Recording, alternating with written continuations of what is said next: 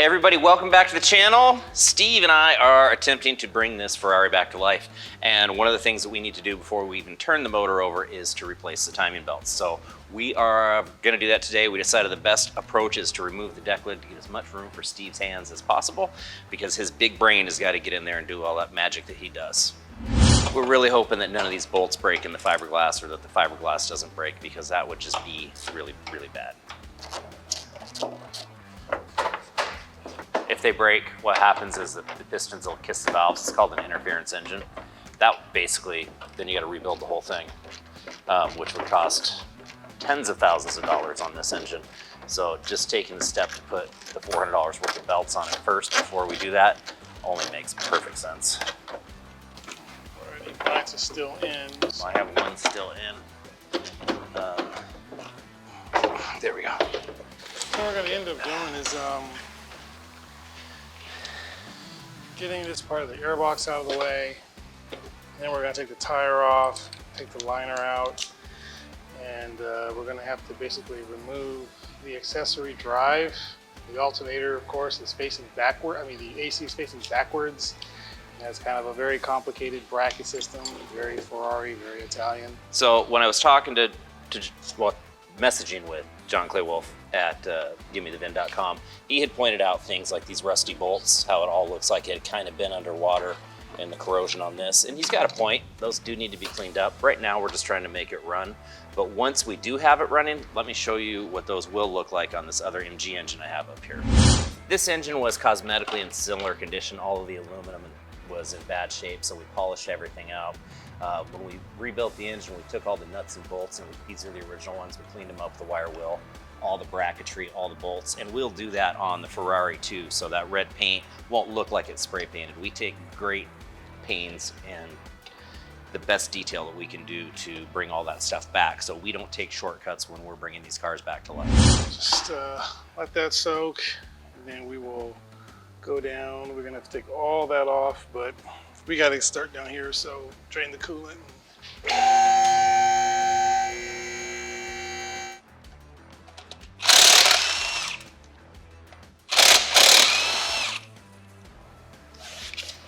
Just gonna roll down here.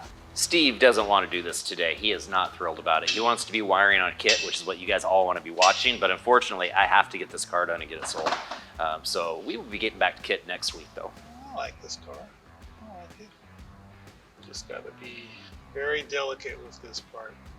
Definitely taken this off before, so we don't want those to break off, so we're gonna go nice and slow. There is, one of the bolts is newer. They also aren't the factory setups, and these ones here are broken and missing. Well, I would just,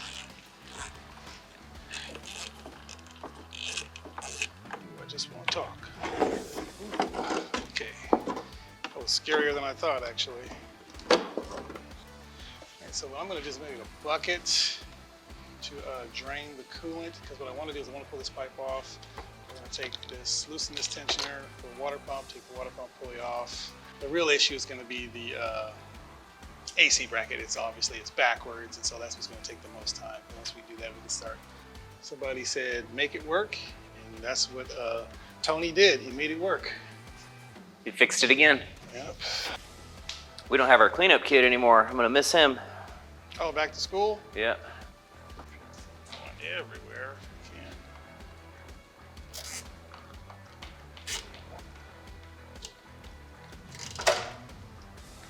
can. He's not kidding, that's complex. The AC compressor, the way it's mounted Chuck. in here with the mounting bolts. Chuck. You can't just take these three off to pull the compressor out? It's gonna appear that it's that way, but once you start to take it off, it'll make sense up top. Okay. So right now I'm just trying to loosen this guy to get this bolt loose. I'm just seeing part of the picture then. All right, so I'm gonna go up top because I think the adjuster for that might be up top. I didn't pay any attention. This is an Autolite Platinum spark plug. I don't know who sold somebody Autolite Platinums to put in a Ferrari, but that's the dumbest thing I've ever seen. You don't call retarded people retards. It's bad taste. You call your friends retards when they're acting retarded. What I'm going to try to do is I'm going to actually try to take the adjustment bracket off of the AC pump itself. And then I am going to try to, maybe unsuccessfully here, get this stud out. He stopped by last night. For? This. Oh no. He took a trip, very nice guy, I'm not mad. He took a trip to California, business trip, and he'd never driven one. And he test drove one 3 separate times, and he just doesn't love it more than his 66 Mustang, and he can't have both because he doesn't have garage space for both. But that's okay, because I think I had underpriced it initially when I said 65,000. I think it's closer to 70. Yeah, just getting to it, yeah. Oh yeah, it's... Just getting the compressor off is gonna take us longer than the entire rest of the job. Alrighty, change of plans. Going to go underneath and try to get the 2 bolts for the compressor off, and then see if that will allow me enough freedom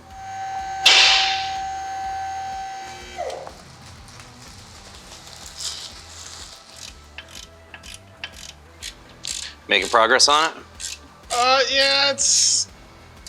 I'm taking the last bolt of the compressor to take off, and then I should be able to reposition it to get to the... If I can reposition it enough, 2 bolts for a tensioner, loosen the water pump bolt, and then took 1 bolt off of the cover, and the belt was already exposed on that side. This side, not so much. Antonio would have made a good joke about you getting studs off. Oh, yes, he would have. Yes, he would have. Sit down on my lap and there will be no doubt. Okay. No, it's not like penis-wise. I get a lot of offers from companies, mostly in China, to hawk their junk. And I don't review it because I don't like giving bad reviews, and I'll only give honest reviews. One company whose product I do like is Oxido. They have sent us a small tire inflator that is good for emergencies, is good for basketballs, anything else. I actually drained this tire to 0 PSI on this Corvette. This is the first time I'm using it, so we're gonna see how well this operates. If it's good, I'll put the link in the description. This retails for $220, I believe, on their website. You can probably find it on Amazon too. Just hold the button to turn it on. Set your PSI where you want it. In this case, I want it to, oops, I did something different there. You can change the measure of units. Of course, we want PSI. It is set to 35, and let's hit it. I'm used to Snap-on, so, which is professional grade, but for roadside emergency or at home, this doesn't seem so bad with the rate of speed that it's going at. So far, we're at about 1:45 seconds, and we're halfway there. Given the size and the battery power, it's not bad.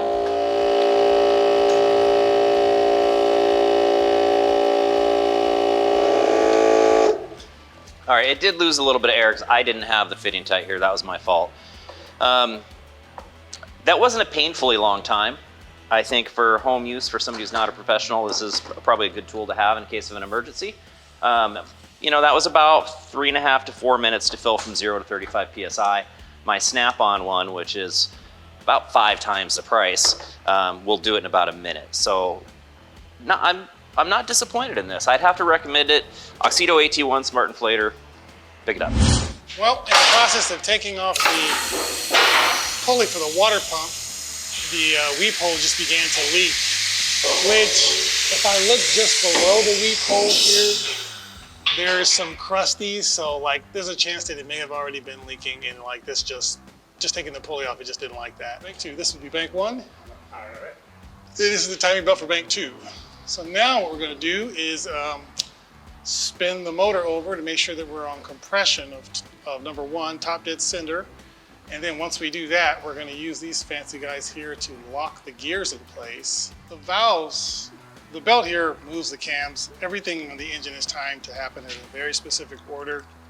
And so there's a point when the intake valve opens, the engine fills with air, the intake valve closes, And at that time, the piston is also coming up on the compression stroke. When that happens and the valves are closed, when you take the spark plug out and you stick a whistle on there, that air is just going to blow through the whistles.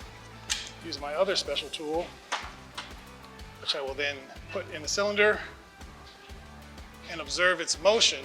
And once it stops moving, that lets me know that I am fully at top dead center. And at that point, I'm ready to lock the cams, double check the mark on the crank or on the flywheel, and then start taking the belt off. I'm watching this rod come up. As he'd set it down, if you look back, it was down right at the edge here. But as he continued the stroke, the piston up, the piston moved the rod up. So now we know we're touching the top of the piston. We're all the way. If you're able to see down in the cylinder, you can see that the piston is now completely at the top of the cylinder before it starts to drop back down. And that will show us to make sure that our crank is fully at top dead center, which we've physically confirmed that. So that's not something that I'm worried about, but I just want to see it to make sure that there's no issues. Quadruple checking on timing marks is the best thing you can do for yourself on any engine, especially one that costs this much. Because if you get your marks out and you put your belt on, you could throw it out of time and boom. All right, right there. Okay. That is the true mark to the crank. Alrighty, that is going to be our top dead center for the crank, and we know we're on compression because it whistled. That's going to be the safest place for us to confirm our position. So now it is time to lock the cams and take these belts off. So now, even though I've got it locked, I need to make sure that all of my marks stay true on this engine. So that when I put the new belt on, my goal, of course, is to get all of the slack of the belt on the tensioner side, which will take that slack up and bring our timing back to where it was with new belts. So what I'm going to do is loosen up the tensioner here, and I'm going to try to push it back into the lock position and then tighten it back down, just so that I can get all the slack I need to take this belt off. This guy right here that I'm pushing, the spring in there is what holds the belt taut with all of the slack. So I loosen that up so that I can push it in that way. And then once I push that in, what I'll do is I'll tighten this guy down here again. And it'll stay out of the way. It'll stay out of the way. This is our old guy right there. You can kind of see, where was I looking at here? You can see a lot of spots where it had rubbed through, begin to expose some of the fibers in the belt. It'll slide right into place like nothing ever happened. Got our bolt ready, and our pry bar to push it back into place. I'm going to go ahead and start here at the bottom, going back over this, I'm going to call it an intermediate gear. That's weird. I've never seen a setup like that before. Well, most traditional engines, timing belt wraps, it's just one timing belt and it goes around the crank. These are separate from the crank and they're separate belts. It's just weird. So now that this is on, the reason why I start on this side is because if you'll notice, it's kind of flappy right here. It's kind of loose. This side is tight. You always, it doesn't matter what car you have, you always want your slack on the side of your tensioner. Your tensioner's job is to take up the slack. Now, of course, because it's a Ferrari, it's not just the basic setup this way. We will actually need to check the tightness, but in general, you will always want your slack on this side so that you can do that. So what we'll do is temporarily take these off because I don't need these anymore, and start the process on the other side. So is that your saying Jason's left, and then that he's going to get this to you when you're finished? He was thinking about it, you know. I mean, I'm kind of a great guy, so I couldn't blame him. But I imagine, you know, business-wise, probably just, you know, make money selling it. It's probably a good idea. Well, I was gonna gift it to you, but then I remembered that time when we were rebuilding Aston Martin and I came back from lunch and you and Antonio tried to play a trick on me that it needed a transmission. Yes. You remember that? And you guys were like dead serious about it for about 10 minutes. That was great. I'm never gonna forget that. That was great. And all of our marks look like they have never even moved. Perfect. All right, so we're good there. One word of caution, I would say. So Ferrari, obviously, in Italian fashion, has some very strange tool to check the tension of the belt. It's like a tuning fork or something. You don't need that. However, Ferrari tensioners are not like a lot of hydraulic. They're not like hydraulic tensioners. So the spring in there is more than what you need. So you do need to measure the belt deflection. That's something that you probably don't see very often, but if you had older drive belts, that was the thing where they would grab them and kind of twist them sideways and just see how much play you have. The belts are too loose, they make a lot of noise. If they're too tight, they can get damaged and damage the pulleys. So what we're gonna do is I'm gonna look up the spec for the belt deflection on this guy and make sure we have that right. Since everything's in time, that's just gonna be a matter of just making sure that it's set properly, and I'm sure that it is. And then we'll be going back together. So that is how you do belts on a Ferrari 308. Now with that, we're not gonna be able to fire it up yet. We still need to go through the fuel system. As you see, get Swamp Thing out of there. We don't wanna ruin the engine by trying to do that. So probably all we've got left after putting it back together is to drain the fuel, clean out the fuel distributor, probably take the injectors out, clean those and clean the lines, and this thing should fire right up. But that's it for today, so thanks for watching, and don't forget to like, share, and subscribe.